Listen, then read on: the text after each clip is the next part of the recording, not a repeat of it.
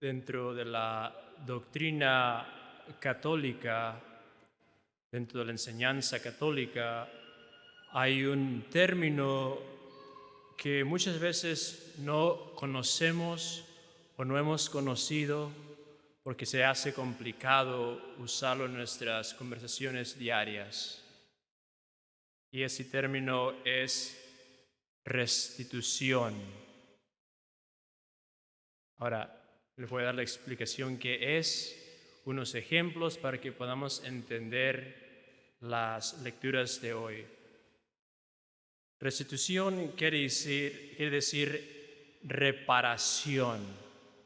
Tenemos que reparar algo. Por ejemplo, si yo más bien rompo una ventana aquí en esta parroquia, que me disculpe con el padre Jesse no es suficiente. Yo tengo que reparar. Entonces, eso es restitución. Tengo que hacer algo que satisfacción. Una vez más, si yo rompo una ventana, disculpándome, no va a solucionar el problema.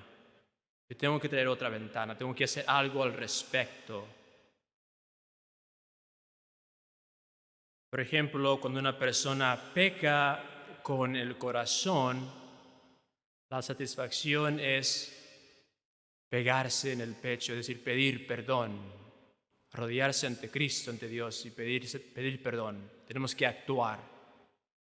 Cuando una persona peca con los ojos, viendo cosas que no son saludables, la satisfacción es llorar. Voy a llorar, voy a pedir perdón. Por aquí entró el pecado, por aquí va a salir. Cuando una persona peca con los labios, la satisfacción necesaria es hablar a Dios, pedirle perdón, usar los labios y pedir perdón. Ahora, esto es lo que se refiere a lo que es la restitución. Quiere decir una vez reparación o satisfacción. En la segunda carta de San Pablo a los Romanos, San Pablo le escribe a una comunidad que está dividida entre sí misma. No conocen a Cristo, no conocen a la Virgen María, obviamente, no conocen mucho de Cristo. Está dividida porque unos de ellos son judíos, otros son griegos, otros se creen justos porque conocen la ley y los profetas, y también tienen los que son pecadores. Muchos grupos de personas viviendo en esa comunidad. Pero San Pablo dice, no. Todos somos uno. No hay división. No es de que tú eres justo y tú eres pecador y tú eres griego y tú eres judeo. No. Todos somos uno. Y entonces San Pablo le apunta al pecado original. Le apunta a Adán en el libro de Génesis, capítulo 1. Y dice, a través de un hombre vino el pecado y todo el pecado vino la muerte. Pero ese hombre, Adán, significa humanidad, raza humana. Entonces, todos somos pecadores. Todos somos los mismos, somos la misma raza. Notamos también cómo San Pablo le apunta al pecado original, al pecado más grande.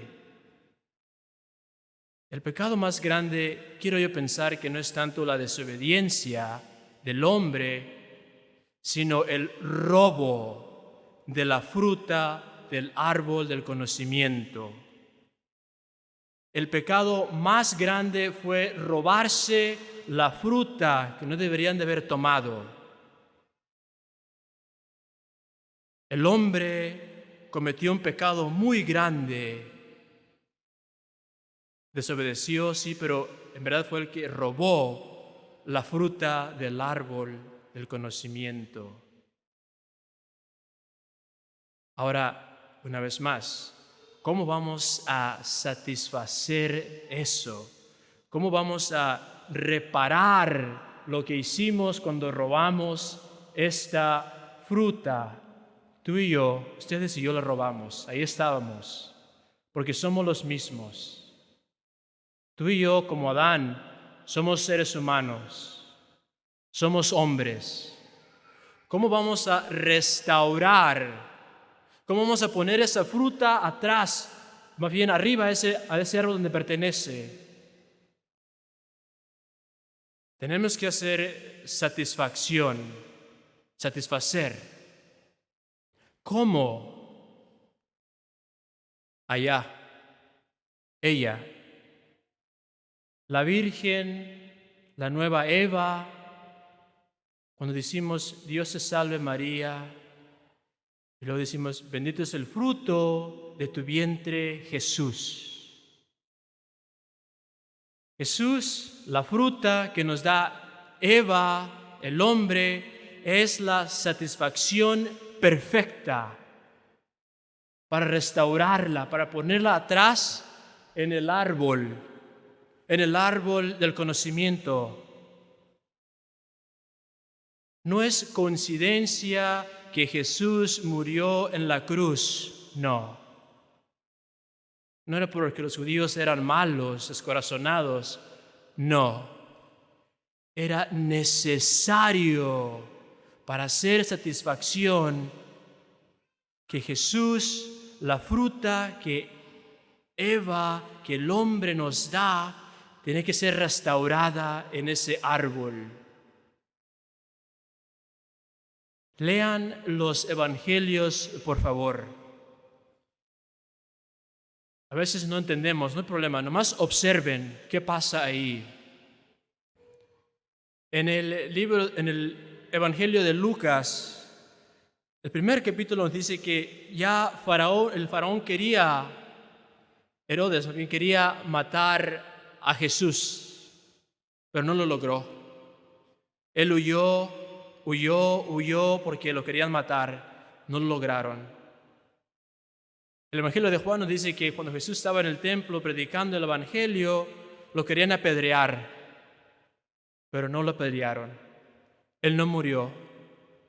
Él terminó en la cruz, en ese árbol de la vida, ese árbol de conocimiento.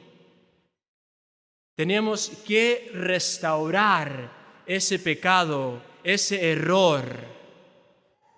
Y solamente el fruto que nos da María satisface ese error que cometimos, ese pecado, esa falta. Solamente Él, nadie más.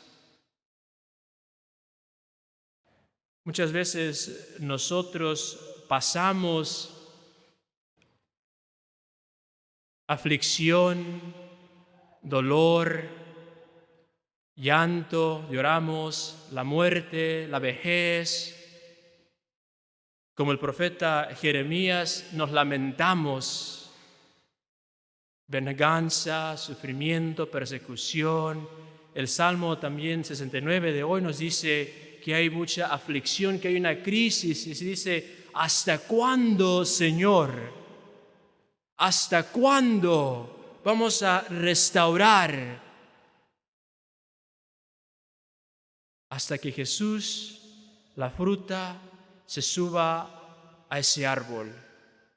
Entonces nosotros vamos a experimentar paz, armonía y vamos a tener vida eterna. Mientras tanto, no, tenemos que vivir en este valle de lágrimas.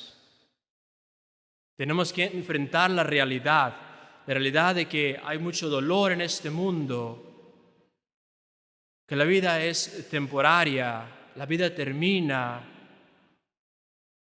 Pero el Evangelio también nos dice, no teman, no se preocupen, no tengan miedo. ¿Por qué? Porque yo soy la fruta que va a satisfacer. Conmigo, cuando yo suba a esa cruz, a ese árbol, todo se va a solucionar. Una vez más, nosotros pasamos tiempo haciendo obras de caridad, haciendo buenas acciones, rezando aquí y allá. Sí, todo esto es bueno, pero la satisfacción, lo que nos va a ayudar, lo que nos va a salvar, es solamente Jesús, nadie más. Tenemos que tener un amor genuino, profundo por Cristo. Tenemos que amar a Cristo. Y no es fácil amar a Cristo. No es fácil ser fiel a Cristo. Pero aún seamos infieles, Él es fiel. Entonces tenemos que preguntarnos, pienso yo, es esto, ¿cómo está mi relación con Cristo? ¿Quién es Cristo para mí? ¿Cómo puedo crecer yo en mi relación con Cristo? Mi amor por Cristo crece así como crece nuestra relación con los demás, con nuestros esposos y esposas, hijos y amistades, practicándolo. Entonces, mis queridos hermanos y hermanas, en este día, Cristo nos recuerda que Él es la fruta que va a satisfacer. La satisfacción perfecta es Él. Nadie ni nada más. Ahora que recibimos la sangre y el cuerpo de Cristo, pidámosle que nos ayude, que nos dé la gracia para reconocerlo como quien es Él. La fruta que satisface el mal, la fruta que viene a sanarnos, a darnos vida eterna, pero también a nuestra Madre María, que nos da lo necesario para reconciliarnos con Dios y Cristo.